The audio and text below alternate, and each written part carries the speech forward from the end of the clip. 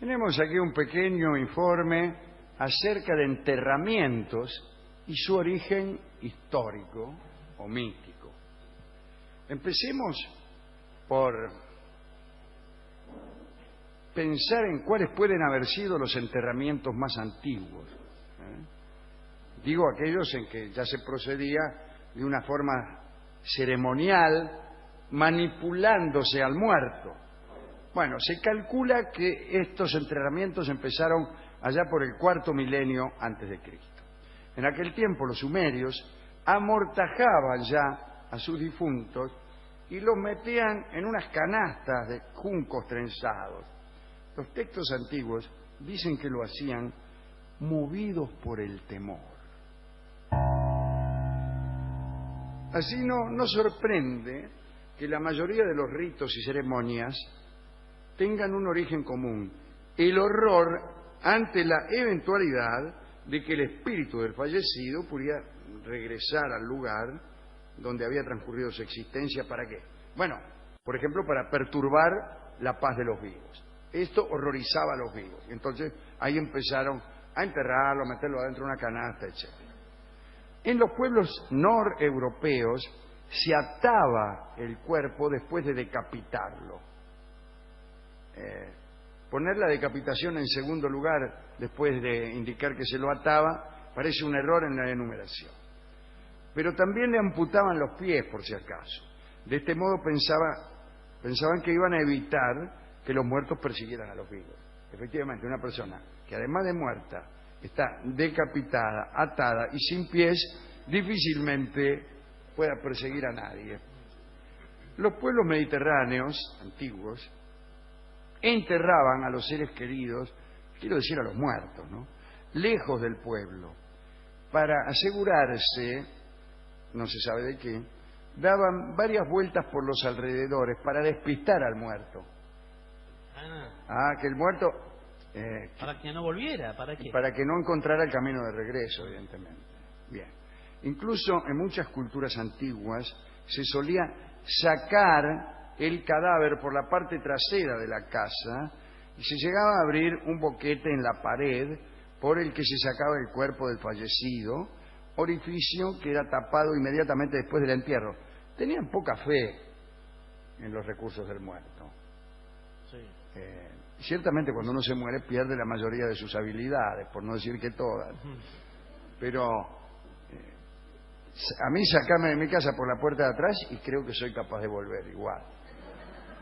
Es cierto que la costumbre de enterrar al difunto bajo 1,5 metros de tierra podía ser suficiente, pero para mayor seguridad se tomaba la precaución de encerrarlo en una caja de madera y clavar la tapa. Hablamos naturalmente del ataúd. Los arqueólogos aseguran que el número de clavos que se ponía en la antigüedad era a menudo exagerado. Y no contentos con estas precauciones, se cegaba la entrada de la tumba o se la cubría con una piedra muy pesada. Estoy hablando naturalmente de la lápida. Con el luto se pretendía evitar que el alma del muerto penetrara en el cuerpo de los familiares vivos. Era como un intento de borrar la propia imagen para despistar al alma en pena.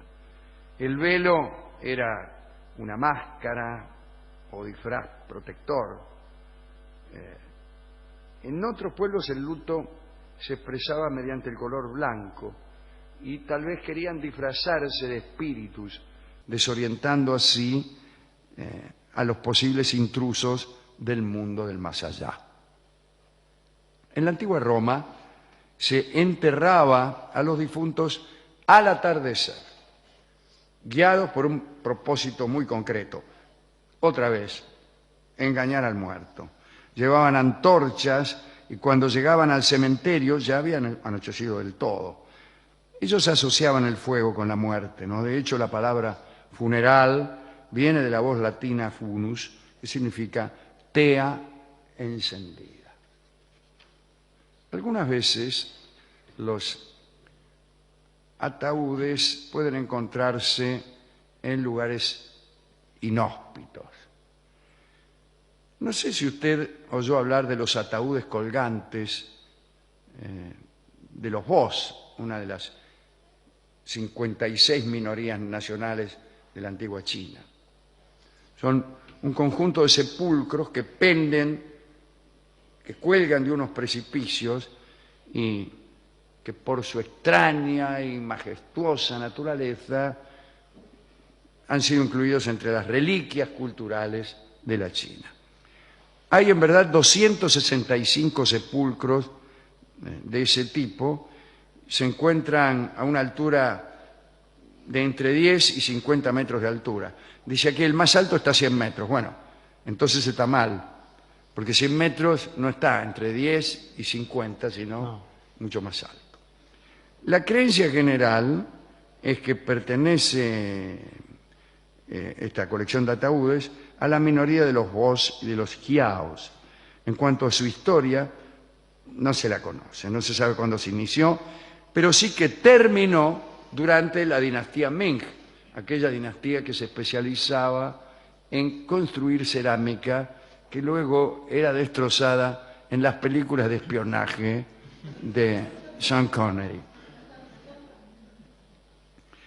Los Toraja son unas gentes que viven en Tanah Toraja, en Indonesia, dejan a los adultos muertos una temporadita a la intemperie, en un lugar específico y rodeados de unos árboles que, según la tradición, purifican el espíritu a modo de filtro místico, ¿no? Los restos van luego a un lugar excavado en la roca con estatuas representativas de los difuntos. Pero lo más interesante es quizá el entierro que se guarda para los niños en esta región, especialmente si todavía no les han salido los dientes, que para los Toraja forman parte del ciclo de la naturaleza, ¿no?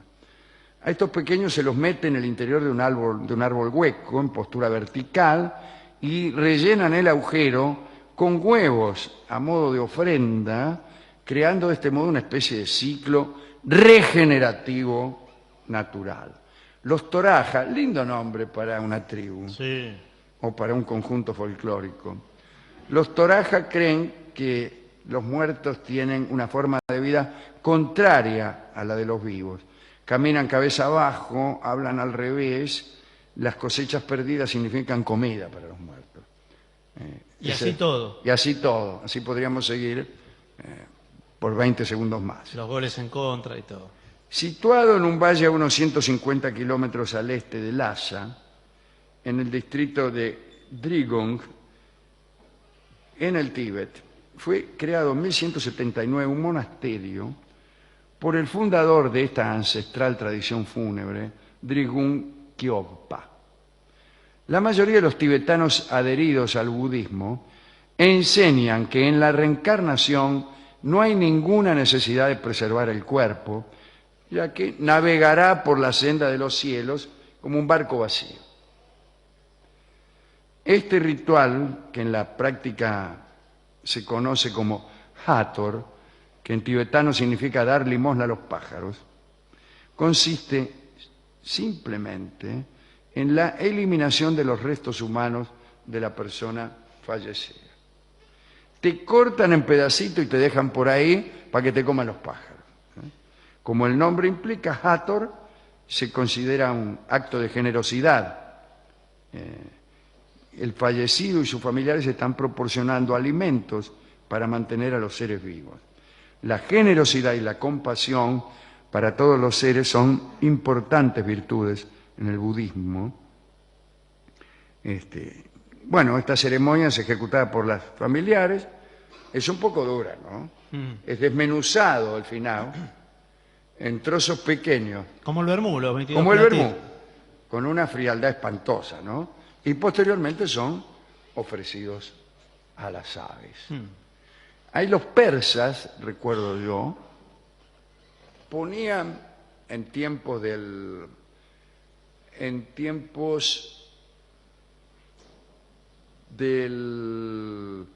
la religión de Hormuz y Arimán, el mazdeísmo, ahí va. Ponían a los muertos en lo alto de unas torres de porquería. Y quedaban ahí, había una terracita, y no había más nada. Ahí el muerto. ¿Y quién se lo comían los pájaros? Era un poco más discreto, porque primero no lo cortaban en pedacitos, no lo hacían rabacillo. Y segundo, lo dejaban arriba y nadie veía nada. De altura, no. No ahí abajo estamos todos mirando como caían las palomas. No, lo dejaban arriba. Por eso estaba tan lleno de torres el territorio persa, digo yo, que jamás he oído hablar de una torre en el territorio persa. Esto es todo lo que teníamos que decir acerca de enterramientos, su origen histórico, pero también algunos raros, como eso. ¿Nunca vio un documental de esos sepulcros que cuelgan ahí en la China? No, nunca. No, búsquelo, es muy interesante. Están ahí y van los turistas, seguramente japoneses, Porque van a China. y miran cómo cuelgan. Los que viven por ahí están siempre viviendo con la espada de Damocles colgando sobre la cabeza, por no decir que con ataúdes colgando sobre la cabeza. Cuando se desprende uno, puede caer sobre algún ciudadano. Bueno, no hay cosa más desagradable que ver cómo te cae un ataúd en la cabeza. Bueno, sí, me imagino, es una situación. Por eso no voy a la China. No, señor, no es toda la China, sí. ¿Fue a pedir música para esto? Fui a pedir música. Bueno, este muchacho dijo que tenía una milonga, que es una milonga de enterramiento, efectivamente, de un velorio. ¿Sí? Hay más de una. Casi todas las canta Jorge Vidal. Y esta se llama Duelo Kurda. Al parecer es el enterramiento de un señor aficionado a la bebida. Bueno. Y eso es lo que escucharemos ahora. Duelo Kurda por Jorge Vidal, en atención a esta colección de rarezas relacionadas con los enterramientos.